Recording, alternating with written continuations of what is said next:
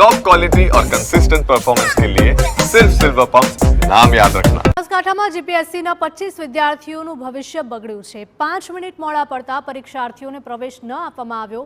પાલનપુરની વિદ્યા મંદિરમાં વર્ગ 1 અને 2ની પરીક્ષા માટે પહોંચ્યા હતા વિદ્યાર્થીઓ। 11:35ના સમયને બદલે 11:40 પર પહોંચતા પ્રવેશ ન મળ્યો। પરીક્ષાર્થીઓને સમયસર હાજર રહેવું પડે તેવું સ્થળ સંચાલકોનું કહેવું છે। પરીક્ષાર્થીઓને લઈને કલેક્ટર સ્થળ સંચાલકોએ હાથ અદ્ધર કરી લીધા।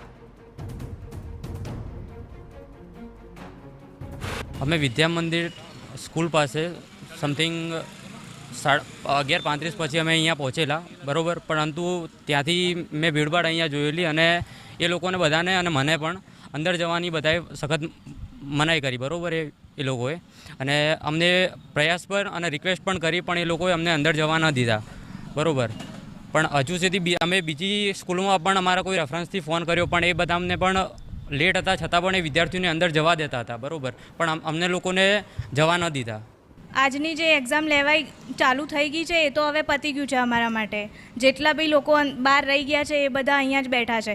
પણ આયોગને મારો એક પ્રશ્ન છે કે જે લેવલની આ એક્ઝામ થઈ રહી છે જીપીએસસી ક્લાસ 1-2ની, અને અંદરથી જે ઓફિસર આવ્યા હતા એ કક્ષાના જ હતા, તો એમની પાસેથી એવી અપેક્ષા રાખવી એ યોગ્ય નથી। એટલે આયોગને મારો એ પ્રશ્ન છે કે બને ત્યાં સુધી એવા ઓફિસરોની નિમણૂક કરો કે જે છે ને સ્ટુડન્ટ સાથે કોઓપરેટ થઈ શકે, કેમ કે આ બી બધા ભાવિ ઓફિસરો જ છે।